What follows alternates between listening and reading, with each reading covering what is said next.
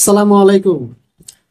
নাহিদ ইসলাম এনসিবির নেতা বা যেটাই বলেন না কেন, তিনি বলেছিলেন না যে জুলাই গণ অভ্যুত্থানে ছাত্র শিবির ছিলেন না বা সাদিক কায়েম সমন্বয়ক ছিলেন না। সাদিক কায়েম তো সমন্বয়ক দরকার নেই, সাদিক কায়েম হচ্ছে সমন্বয়কদের বাপ। তিনি অনেক বড় সমন্বয়ক, ওটা তার সবার থেকে অধিকার চেয়ে নিতে হবে না। উনি এভাবেই সমন্বয়ক। যারা আসল সমন্বয়ক তারা কখনো বলে বেড়ায় না যে আমি সমন্বয়ক ছিলাম। বাংলাদেশ ইসলামী ছাত্র শিবির কিনে যাদের চুলকানি যে জুলাই গণ অভ্যুত্থানে তাদের কোনো অবদান ছিল না, ভিডিওটা আপনাদের জন্য। আজকে প্রমাণ দেখাবো বাংলাদেশ ইসলামী ছাত্র শিবির কিভাবে গণ অভ্যুত্থানে নেতৃত্ব দিয়েছে, সেটা প্রমাণ আজকে দেখাবো। এই যে পাশের স্ক্রিনে দেখতে পাচ্ছেন মাহফুজ আলম কি বলতেছেন। মাহফুজ আলম বলতেছেন শিবির বিভিন্ন প্ল্যাটফর্ম থেকে অভ্যুত্থানকে চালিয়ে নিয়ে গেছে, তিনি এই কথা বলতেছেন। এই যে পাশের স্ক্রিনে আরেকটা ছবি দেখতে পাচ্ছেন না, এই ছবিটা দেখুন, দেখে কি মনে হচ্ছে দেখুন। এখানে বলা হচ্ছে 18 জুলাই 2024 বিএনএসএ কারবালা চলাকালীন বিপ্লবীদের নেতৃত্ব দিচ্ছে ইসলামী ছাত্র শিবির। ঢাকা মহানগর উত্তরা মেডিকেল জোন থানার সেক্রেটারি হাফেজ রাকিবুল ইসলাম সাদা শার্ট পরা। এই যে ভিডিওটা দেখুন আপনারা। তাহলে আরো প্রমাণ দেখতে চান তাহলে আরেকটা প্রমাণ দেখায় আপনাদেরকে। এই যে দেখুন 28 জুলাই 2024 সাল স্বৈরাচার পতন আন্দোলনে যুক্ত থাকায় ছাত্র শিবির গুলশান থানা সভাপতি তাওহিদ সাফওয়ানকে গ্রেপ্তার করেছে। শুনুন, শিবিরকে নিয়ে এত চুলকানি বাড়ায়েন না। এনসিপি থেকে শুরু করে যারা আছেন বর্তমানে, সামনে যারা রাজনীতি করবেন, যারা শিবিরের বিরোধিতা করেন ক্যাম্পাসে বাহিরে রাজপথে, শিবির এগুলা তোয়াক্কা করেন না। শিবিরের জায়গায় আর আপনারা জায়গায়, আপনারা আপনাদের জায়গা থেকে কথা বলতেছেন খুব সহজভাবে যে শিবিরকে কিভাবে বিতর্কিত করা যায়। শিবিরকে বিতর্কিত করতে পারলে আপনাদের জন্য লাভ, কিন্তু সেটা সময় উপযোগী লাভ হলে হতেও পারে আবার নাও হতে পারে, কিন্তু সেটা আপনাদের জন্য এটা টিকসই লাভ হবে না। শিবির তার গতিতে চলবে। শিবির আল্লাহ রাসূল সাল্লাল্লাহু আলাইহি সাল্লামের আদর্শ নিয়ে তার পথ চলমান রাখবে।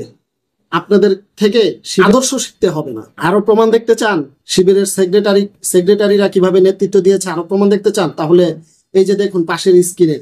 এবং কি এখানে বলা হচ্ছে কি, এখানে বলা হচ্ছে যে 4 আগস্ট 2024 রাজপথে আন্দোলন নেতৃত্ব দিচ্ছেন ছাত্র শিবির সেক্রেটারিরা দেখছেন নেতৃত্ব দিচ্ছে। 2:30 আজমপুর ফ্লাইওভার নিচে দাঁড়িয়ে স্লোগান দিচ্ছিলাম, আমার সাথে খালাতো ভাই এসকে আরাফাত সাথে ছিল। হঠাৎ তামিরুল মিল্লাত শিবিরের সেক্রেটারি সাইদুল ইসলাম ভাইয়ের সাথে ছাত্র শিবিরের কেন্দ্রীয় সেক্রেটারি জেনারেল নুরুল ইসলাম সাদ্দাম ভাইকে দেখলাম।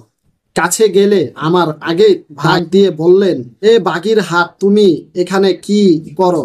ভাই বাগের হাটকে মজা করে বাগির হাট বলেন আমার সাথে। ভাইকে জিজ্ঞেস করলাম, ভাই পরিস্থিতি কি হতে পারে সামনে? ভাই বললেন, পেছনে ফেরার আর সময় নেই। পুলিশ তখন বললেন যে তারা আর ওইভাবে কিছু করবে না। বললাম, ভাই রেজাল্ট কি হতে পারে?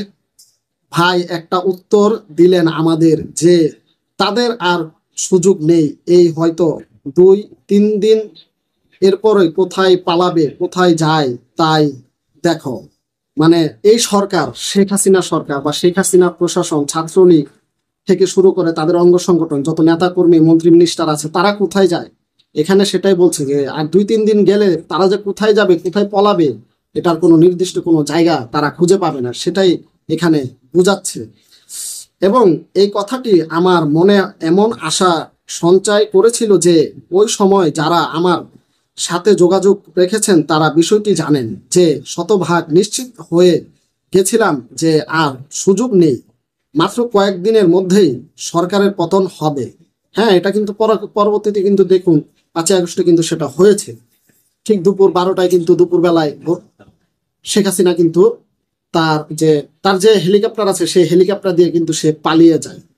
এটা কিন্তু সবাই দেখেছেন এবং কি নিউজগুলোর ভিতরে সেই ভিডিও ফুটেজ কিন্তু ভাইরাল হয়েছিল, সেটা খবরে কিন্তু এসেছে। তারপর তিনি এখানে বলতেছেন যে আলহামদুলিল্লাহ তারপরের দিনেই ফ্যাসিবাদের পতন হয়েছিল। 2024 সালের 5 আগস্ট মহান বিজয়ের দিন। লিখেছেন আরাফাত হোসেন কিঞ্জিং পরিমার্জিত। কেউ স্থায়ী ক্ষমতা টিকিয়ে রাখতে পারে না।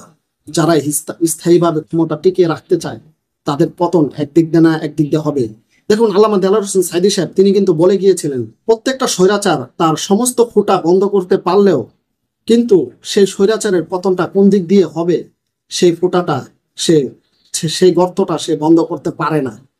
ঠিক আওয়ামী লীগের পতনটা যে ফুটা দিয়ে হবে, যে গর্ত দিয়ে হবে, সেই গর্তটা কিন্তু শেখ হাসিনা বা আওয়ামী লীগ তারা কিন্তু বন্ধ করতে পারেনি। তাই আল্লাহ চেয়েছে আওয়ামী লীগের পতন হয়ে গিয়েছে এবং কি এখানে মানুষ ছিল উসিলা, আর সেটাই হয়েছে। কারণ ক্ষমতা চিরস্থায়ী নয়, যারাই সামনে ক্ষমতায় আসবে তারা যেন এগুলো থেকে শিক্ষা নেয়, 2024 থেকে শিক্ষা নেয়। সবাই ভালো থাকবেন, সুস্থ থাকবেন, অবশ্যই ভিডিওটি সর্বোচ্চ শেয়ার করে দেবেন। আল্লাহ হাফেজ।